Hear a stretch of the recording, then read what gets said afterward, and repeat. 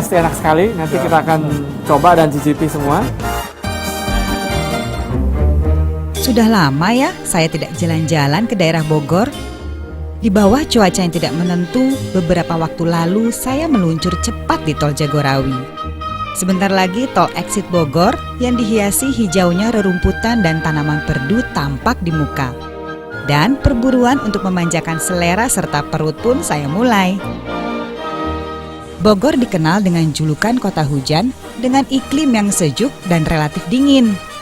Kondisi inilah yang membuat orang-orang Belanda menyebut Bogor dengan nama Buitenzorg, yang berarti aman tentram. Tak banyak orang mengetahui cikal bakal perpustakaan di Indonesia berawal dari Kebun Raya Bogor. Diawali dengan kegiatan para ilmuwan Belanda yang menghimpun kekayaan botani Indonesia pada tahun 1842. Sebentar, cerita saya untuk berburu kuliner di Bogor saya potong dulu ya. Bukan apa-apa, bicara mengenai Belanda, saya ada cerita dari seorang sahabat. Chef Vindex yang beberapa waktu lalu sempat bertemu dengan His Excellency Nicolaas van Dam, duta besar Belanda yang begitu fasih berbahasa Indonesia. Dan sudah bisa diduga dong apa yang mereka lakukan bersama. Sahabat saya, Chef Vindex, meluncur menuju rumah kediaman duta besar Belanda, His Excellency Nicolaas van Dam, yang berada di sebuah ruas jalan di Menteng, Jakarta. Sekedar informasi nih, rumah yang dijadikan kediaman resmi duta besar Belanda ini juga rumah yang merupakan peninggalan kolonial Belanda. Saya sudah berada di depan rumah kediaman duta besar Belanda, His Excellency Nicolaas van Dam. Kita akan segera bertemu beliau, jadi mari ikut saya.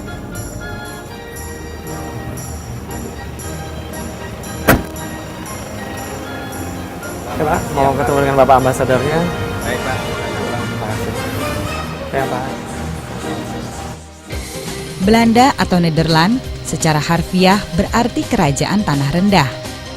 Negeri kincir angin dan tulip ini berada di Eropa bagian barat laut. Di sebelah timur negara ini berbatasan dengan Jerman, di sebelah selatan dengan Belgia, dan di sebelah barat dengan Laut Utara. Kata Belanda sendiri dalam bahasa Indonesia diambil dari bahasa Portugis Hollanda. Belanda merupakan salah satu negara yang terpadat di dunia dan kebanyakan tanahnya berada di bawah permukaan laut. Belanda juga terkenal dengan dam atau tanggul, kincir angin, kelompen kayu, dan tulip. Belanda dikenal dengan sifat keterbukaan masyarakatnya. Belanda juga menjadi tempat kedudukan mahkamah internasional. Amsterdam merupakan ibu kota Belanda dan Den Haag pusat administrasi dan kediaman Ratu Belanda. Salah satu bentuk geografis Belanda ialah permukaan tanahnya sangat rata. Hampir separuh negeri ini berada kurang 1 meter di bawah permukaan laut. Walaupun ada juga beberapa wilayah yang berbukit, namun ketinggian datarannya masih lebih rendah dibanding negara-negara Eropa lainnya. Karena letak geografisnya, pada musim panas, waktu siang jauh lebih panjang dibanding waktu malam. Masyarakat Indonesia lebih mengenal windmolen dengan istilah kincir angin, dan bunga tulip menyebarkan aroma khas pariwisata ke seluruh penjuru dunia. Tidak dipungkiri, hubungan sejarah Indonesia dan Belanda selama masa kolonial menjadikan pendatang maupun budaya Indonesia cukup mudah ditemui di negeri ini. Belanda mempunyai ekonomi yang maju dan terbuka. Aktivitas ekonomi utama di Belanda adalah termasuk pemrosesan makanan, bahan kimia, pemrosesan minyak, dan pembuatan mesin listrik. Walaupun sektor pertaniannya hanya menyediakan peluang pekerjaan kurang dari 4% populasi, Belanda mampu menghasilkan kelebihan dalam industri makanan untuk diekspor. Belanda menduduki urutan ketiga dalam daftar pengekspor makanan, setelah Amerika Serikat dan Prancis. Selain itu, Belanda juga dikenal sebagai negara di Eropa yang melahirkan banyak seniman dan budayawan yang masyhur di dunia. Selamat pagi, Bapak Ambasador. Saya Chef Vindex. Saya Nicolas Vandam, Dubes Belanda di Indonesia. Selamat datang di kediaman saya. Terima kasih atas invitasinya. Saya senang berada di sini. Ya, saya senang. Silahkan duduk. Terima kasih. Di balik perangainya yang kalem, sosok His Excellency Nicolas Vandam adalah pribadi yang hangat. Lahir di Amsterdam 1 April 1945, ia menikah dengan Marinka Vandam Bogaerts dengan 1 orang putri dan 3 orang putra. Sosok yang fasih berbahasa Indonesia dan memahami betul kebudayaan Indonesia ini meniti karir sejak masih menjadi mahasiswa di Ilmu Sosial dan Ilmu Politik Universitas Amsterdam.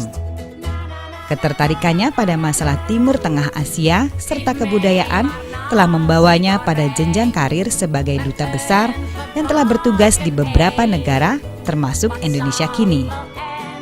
Oh iya, His Excellency Nicolas Vandam begitu mahir dan memahami seluk-beluk kuliner Indonesia Belanda atau Oost-Indie. Sampai-sampai duta besar ini dikenal enak mengolah sambal terasi dan pernah menjadi juara memasak nasi goreng. Wah, pasti banyak ceritanya nih.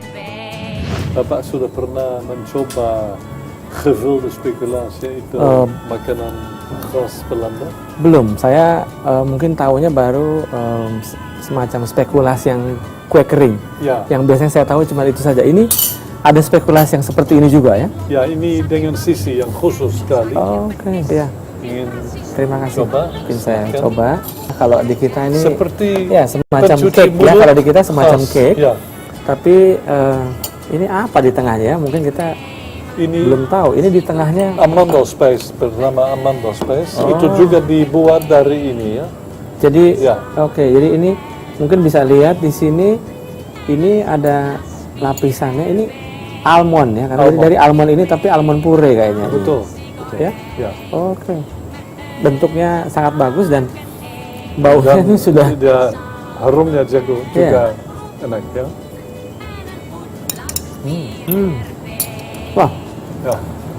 Kita Ya. akan belajar untuk membuat gevulde spekulasi ini karena ini rasanya enak sekali. Dan nanti kita akan coba dan juga mungkin kita ada satu lagi ya yang kita akan Ya, masak yaitu apa? ada hashe. Hashe. Itu daging khusus seperti daging semur atau bisa Kayak menyatakan rendang juga rendang seperti itu, Belanda. ya. Nanti kita akan belajar 2 resep itu. Jadi jangan kemana-mana, nanti kita akan segera mencobanya ya. Ya. Mungkin kita bisa Ya, coba sekarang ya. ya boleh mengundang Oke. untuk masak. Ya. Pasti enak sekali. Nanti kita akan coba dan cicipi semua.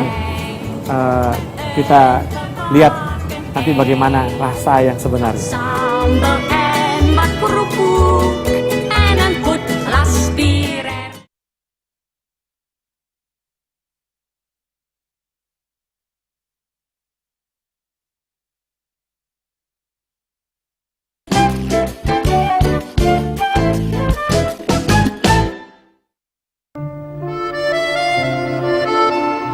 Keindahan kuliner Belanda sesungguhnya terintegrasi dengan budaya kuliner Eropa yang lebih dominan menggunakan keju dan kentang. Namun dengan pengaruh budaya kuliner Indonesia atau Oost-Indie, tidaklah heran bila kuliner negeri kincir angin ini berharmoni dengan cita rasa Indonesia, terutama untuk bumbu-bumbunya. Maka wajarlah kalau beberapa makanan khas Belanda juga dikenal Indonesia. Begitu juga sebaliknya.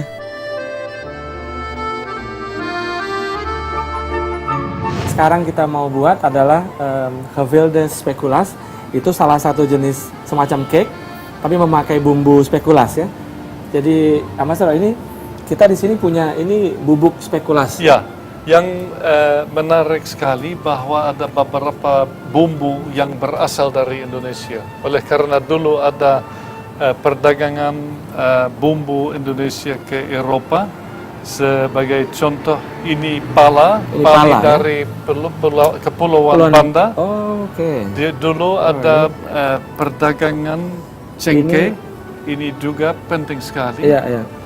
Dan ada lain ini Kayu manis ini. kayu manis ketumbar, ini ya? sinomom ya ketumbar, Ketumbar.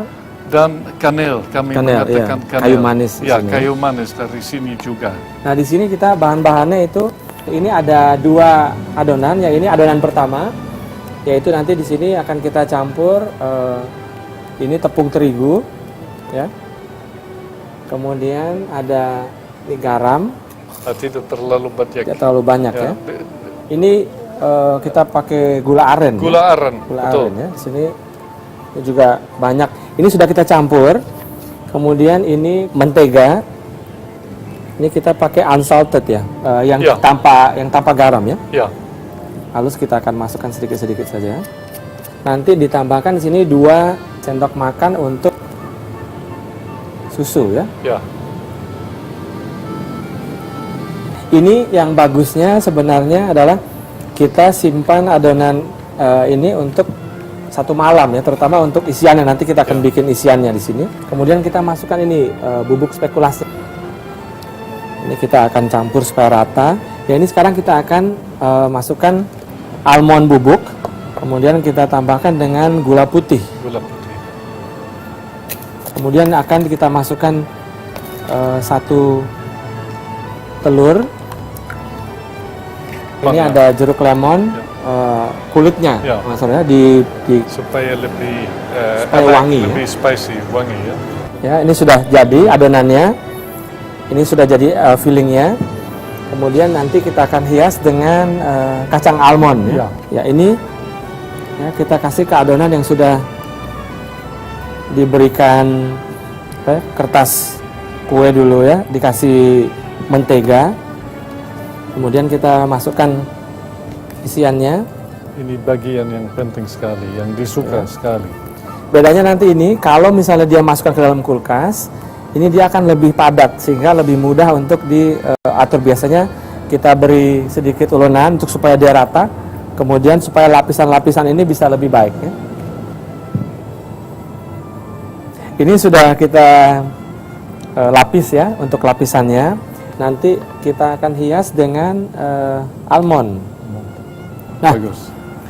ini sudah jadi Gevulde speculaas. speculaas. Ya. Oke, kita akan panggang dengan api sedang. Ya, kita Ya.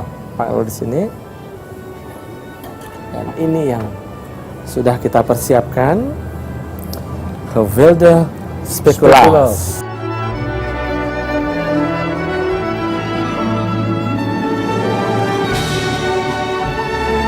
Sekarang ini kita akan membuat resep yang kedua, yaitu bahasa ini hase, gitu. Ya, hashe. Hashe ya. Jadi hashe itu kalau dibilang adalah dengan memakai daging sapi. Ini kita memakai daging sapi. Di sini kita lulur dalam ya, atau tenderloin. Kemudian ini ada, kita akan dengan mentega, kemudian bawang bombay, Cengkeh. ya. Kita pakai cengkeh, pakai merica hitam. Kemudian ini daun bay leaf, atau kalau di kita biasanya Ya. salam ya, salam leaf. Kemudian dengan tepung terigu untuk mengentalkan. Dan ini ada cuka. Kita di sini pakai cuka merah ya, pakai cuka merah dengan sama air ya. Jadi nanti ini kita akan masak. Ini hampir seperti semur ya. Kalau bahasa Seperti Indonesia itu semur oleh- daging Indonesia. Ya, oleh karena dipanasi dalam air. Ya, lama dimasak Lama, gitu ya. Atau sedikit seperti rendang Belanda. Oh. Tidak ada rendang Belanda. Ya, ini daging ulur dalamnya. Kemudian kita berikan garam ya. Dan ini kita akan beri dia warna kecoklatan dulu ya. Jadi Ya. dengan kita kasih mentega. Sini kita akan memberikan dia warna, kemudian nanti baru setelah diwarna baru dipotong-potong ya. Tidak membakar tangan ya. Ya. Mau Ya, ini dia bagusnya ini kita pegang di sini. Ini tidak, ini udah ada untuk tombol untuk jempolnya ini, Ya. jadi tidak panas. Jadi kita beri warna sehingga ini bisa dilihat di sini kecoklatan, ya. Udah wangi juga, harum.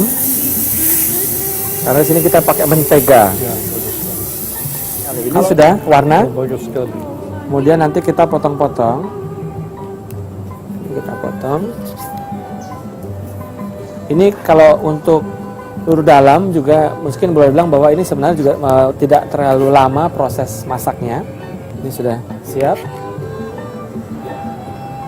Ini langsung masuk. Bawang bombay ini dari satu bawang bombay. Kemudian ini kita berikan ya sekitar 3 buah cengkeh, merica hitam sekitar 5 atau 6 pieces, daun bay leaf ya. Kemudian kita akan masukkan cuka.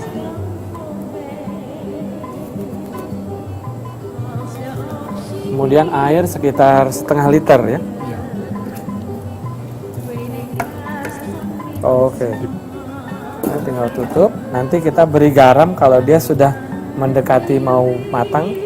Nah, kasrol ini kita akan sajikan dengan kentang puree. Nah, kentang puree ini kita kebetulan di sini kita pakai yang namanya steamit. Ini by Tupperware. Ini dia mempunyai lengkungan di atas sehingga dia juga air itu tidak masuk ke dalam makanan. Dan di dalamnya sini kalau mungkin pemirsa bisa lihat bahwa di sini dia mempunyai gelombang ya dalamnya. Terlihat sehingga dia menjadikan dia tidak lengket di wajan. Terdapat lubang pada tutup. Ini untuk mengeluarkan uap panas di sini. Dengan steamit ini memasak jadi lebih cepat. Jadi ini kita akan menambahkan sedikit untuk tumisan bawang bombaynya ya, untuk supaya dia warnanya lebih coklat. Oke, nanti ini kita tumis dulu. Sementara ini kita tumis supaya nanti warnanya kecoklatan. Oke, Ini cukup. ya kita Bisa ditambah? tambahkan di sini. Ya. Kemudian ini kita akan masak ini selama kurang lebih 2 jam, harus bersabar 2 jam sedikit, ya. Nah, nanti hasilnya itu kita akan seperti ini ya. Jadi seperti lihat bahwa ini adalah semacam rendang ya. Kalau lihat dari ini juga kayak rendang. Kemudian kita akan sajikan ini dengan Protokol kentang jadi puree ya. kentang puree juga ya, kata ini. Belanda. Kemudian Dan juga kita kol merah. ini kol merah ya. Ya, kol kol merah merah. ini dimasak dengan ada anggur merahnya. Kemudian ada juga dalamnya ada apel. Ya. Pasti enak sekali. Nanti Ya. kita akan coba dan cicipi semua. Kita lihat nanti bagaimana rasa yang sebenarnya.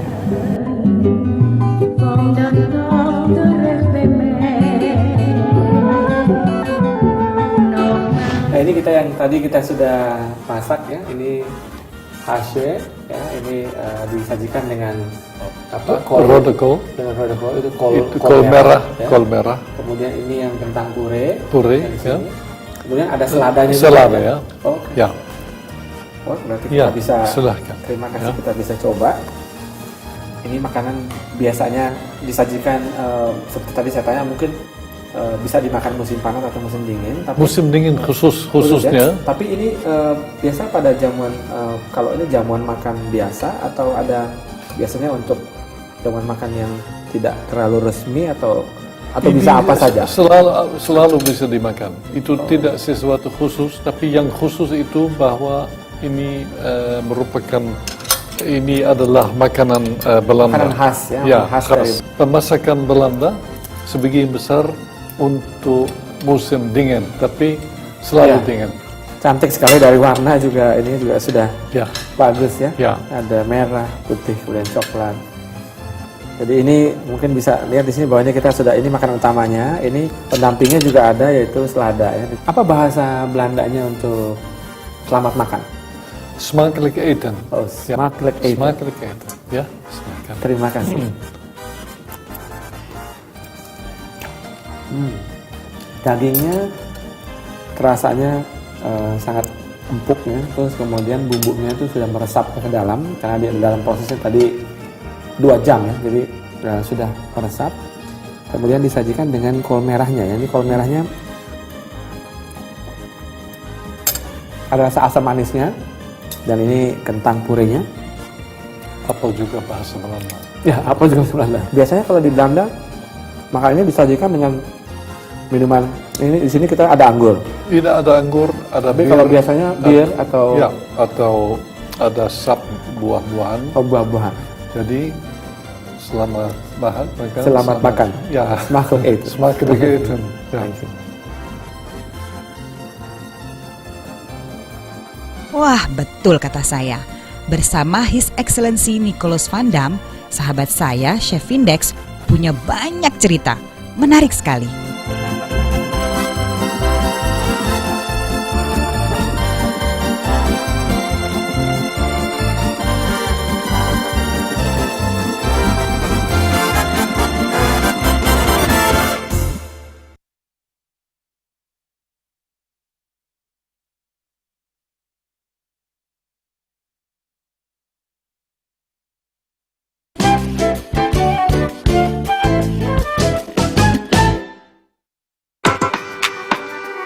Saya akan melanjutkan cerita saya berpetualang di Bogor.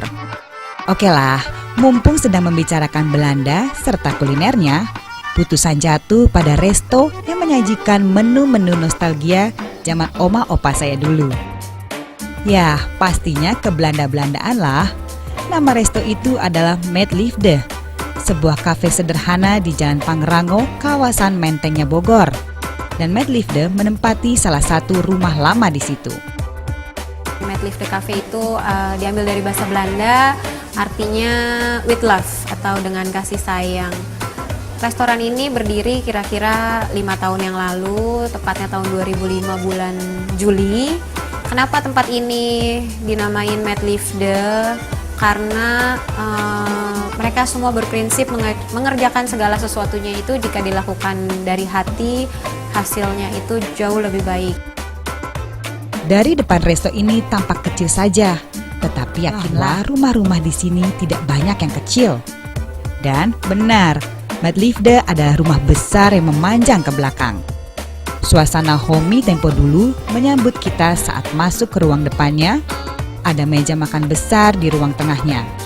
Setting eklektik zaman Belanda terlihat kental dengan berbagai pernik dan aksesorisnya.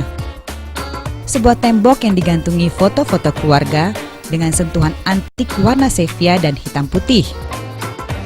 Ke belakang terdapat selasar yang adalah bangunan tambahan yang baru.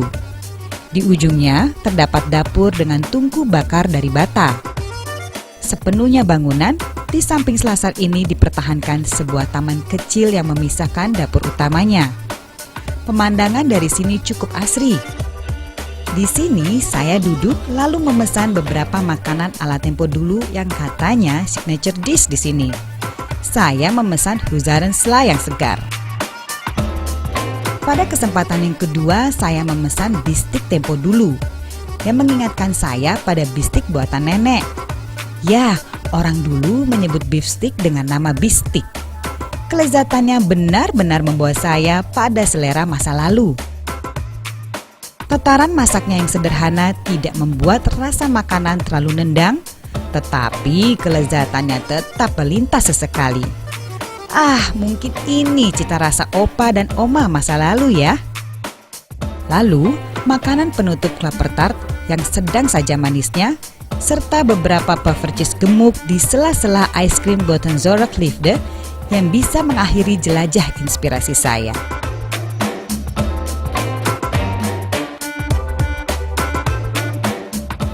Saya membayangkan jika datang ke sini dengan orang terkasih, duduk dalam ruangan yang heselik, dalam saputan malam yang dingin dengan temaram lampu. Pantaslah kalau tempat ini bernama Met Liefde yang berarti dengan cinta.